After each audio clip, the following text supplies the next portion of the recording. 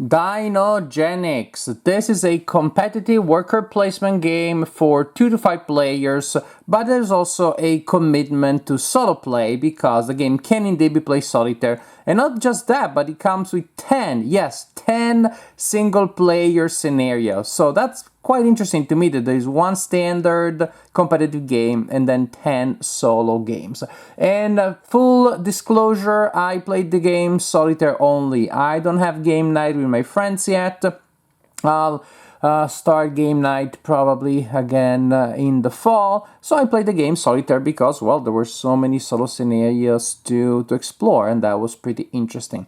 Now, Dinogenics, the topic is we are entrepreneurs and we are investing in the business of dinosaur parks. We make dinosaurs using DNA technology. Then we turn tropical islands into parks, we bring in visitors, we make money, and we hope that the visitors don't get killed too often because that can be embarrassing. If only there was like any story, any kind of movie based on this idea. I think it's a great idea. I wish somebody would exploit it at some point. So, Dinogenics. One thing I need to show you right away that to me really takes the headlines is the Dino Meeples. This is just the most impressive element of the production, I believe. Look how adorable these Dino Meeples are from the Raptor. Of course, we got the iconic T-Rex, the crowd pleaser, that is the Stegosaurus, some mutants, yuck. So really, really impressive production here. And we even have the goat meeples, because those raptors and the T-Rexes, those ain't vegetarian. Now we have a general board that we use to keep track of the reputation that the players acquire during gameplay. Turn order, there will be a token here for each player that determines the order.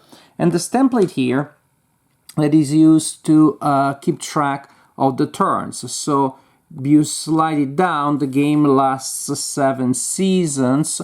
And by sliding it down each turn, each season, you see what resources such as visitors available that turn, and you're also reminded of what's available next turn so you can plan accordingly. Each player then has a personal board that represents their park. You have an area here where you will place fences. You start with 4 fences forming a pen, and then you will add more fences, move your fences around to make more pens, to enlarge the ones that you have, and so on and so forth. Here we have another area where you start with a hotel that can hold 2 visitors, as indicated by those 2 squares there. As the game progresses, you will probably want to build more structures there, and these structures will give you more advantages, more victory points and such. We have workers. We start with 4 because this is a worker placement, so that's important.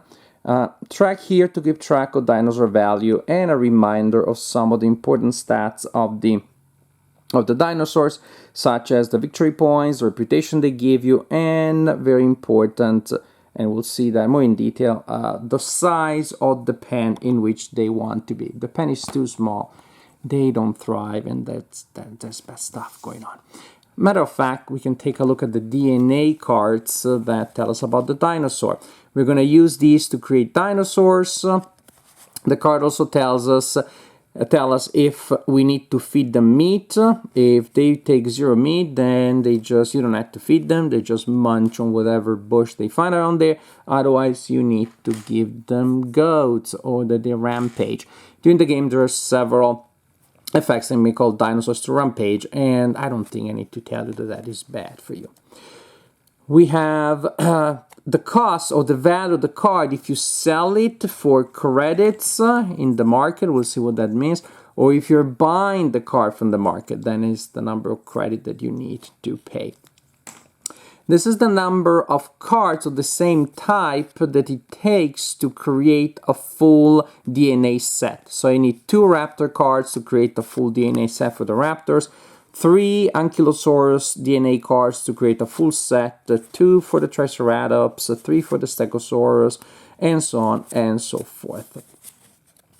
possible special effect and abilities that the dinosaurs have. For example, this guy is really a dinosaur's dinosaur. Everybody likes him. He can be in the pen and share an habitat with other dinosaurs. No one else can do that. The other ones don't like each other so much.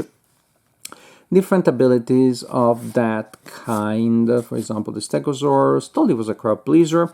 Will give you extra credit. The Brontosaurus needs to be in the open instead of inside a pen.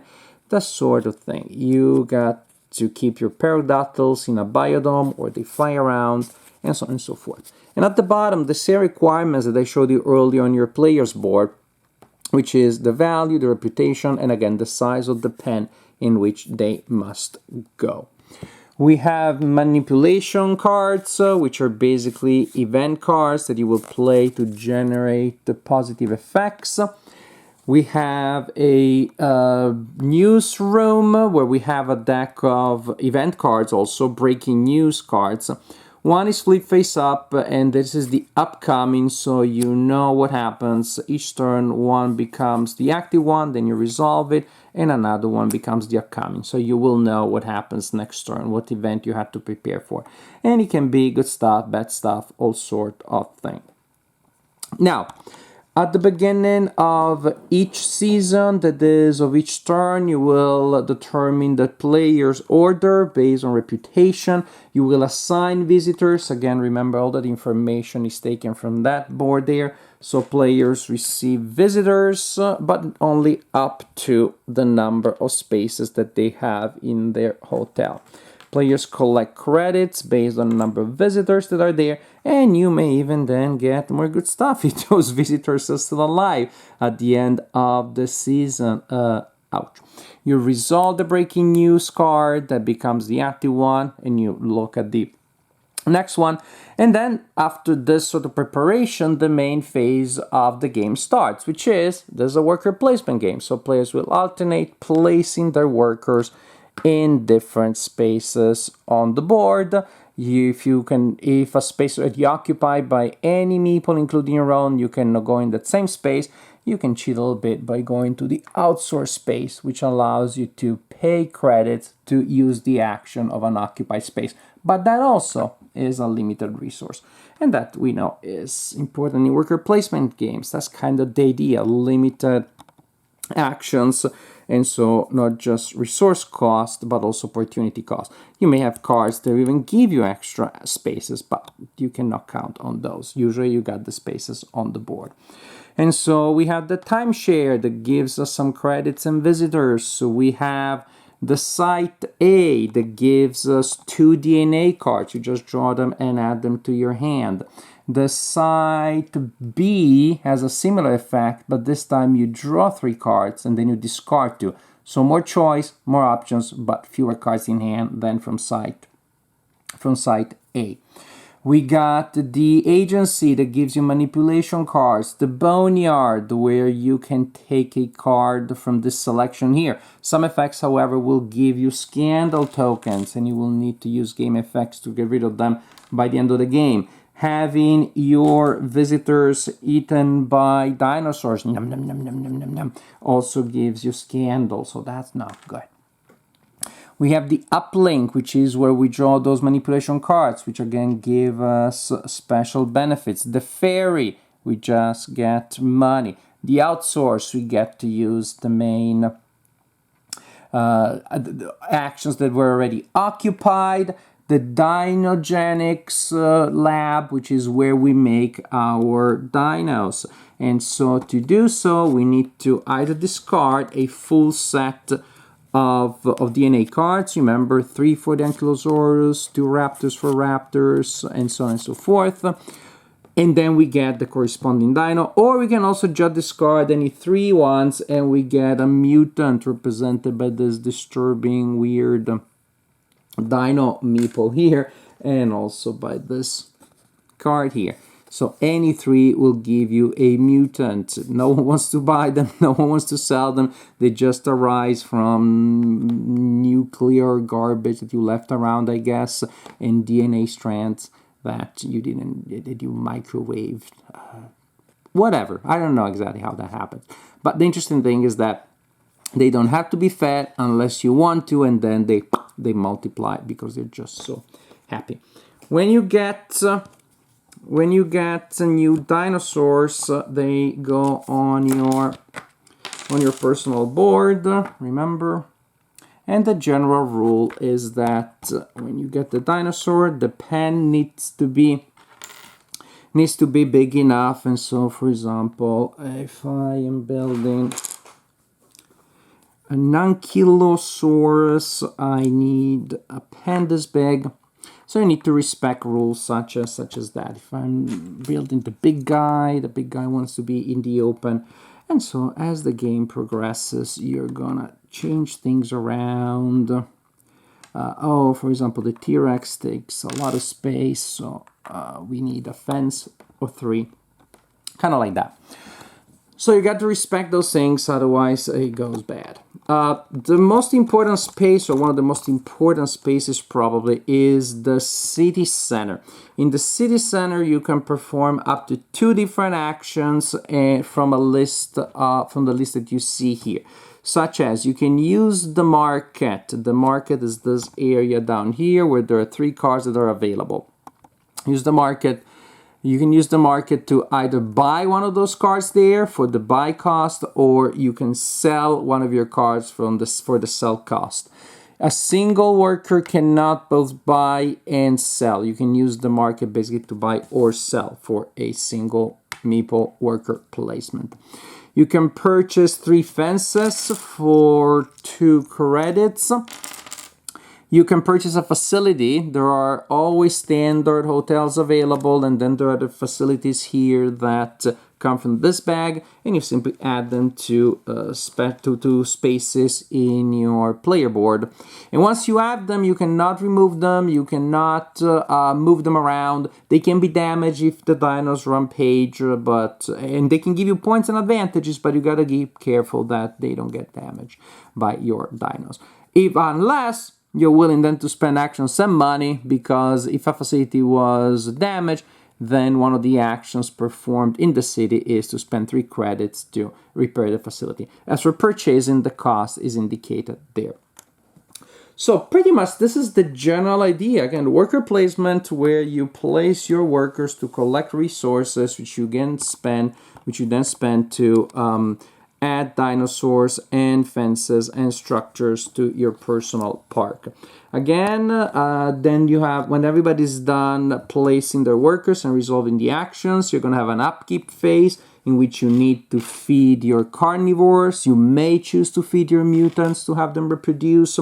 You check for rampage, and if there are conditions that cause dinos to rampage, say they don't have enough space, it's too crowded, they don't have the right space, or just an annoying event forces you to do so, then they rampage. Then you will roll this die and you see what happens. If, for example, they eat a visitor and damage a structure, only damage a structure, or if you're lucky, there was no damage and there was a naive visitor. This is what this represents. A naive tourist was so naive they don't realize that the mega accident that they witnessed was in fact a big mistake. They think it was a big show, and then you get extra credit.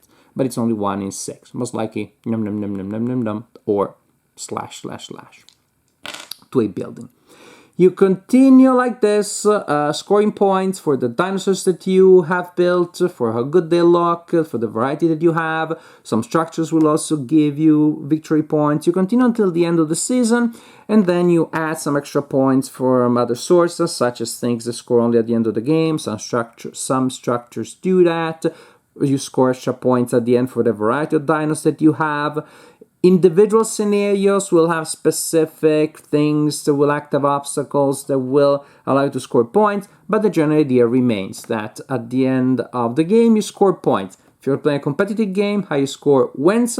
Otherwise, you look at the victory conditions and the level of success of the scenario, and you determine how well or how poorly you did if you're playing a solitaire scenario.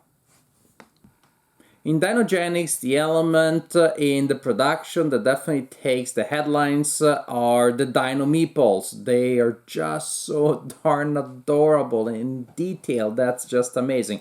And seeing as your park grows with those fences and the little meeples, Dino Meeples around, is just so absolutely adorable and very, very visually effective.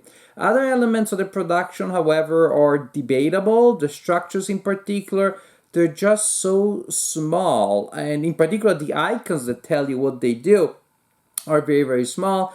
If you're sitting across the table, it's hard to tell for some of those structures which one is which. And I guess, again, in that case, maybe they wanted to have a certain aesthetic element that would look like a natural representation of a park at a distance, but then you lose something in functionality there. The rulebook, I think it's serviceable. There are some times where the information seems to be scattered around a little bit, but definitely it's definitely possible to play the game just by reading the rulebook without having to look for a lot of information online. Now, I only played the game solitaire, but I looked the game up. I wanted to see what other people were thinking, where the discussion was going, and I saw that a lot of people are complaining about elements that were not a problem for me, but I totally see how that may happen. People have been complaining about too much randomness, too much luck, and when you're playing by yourself, at least I didn't find that to be much of a problem. If I don't get the right hand of dinos, then maybe I'll try to work with what I have. Actually, to me, then it is fun to program my actions, to sequence my actions. Fine, I don't have the right cards. Then I'll send a worker there to pick up a card from the boneyard that will give me a penalty. Then I send somebody else there to remove the penalty. Then I do this to buy the right elements. I finally blah blah blah. So working around an imperfect hand of cards is perfectly fine.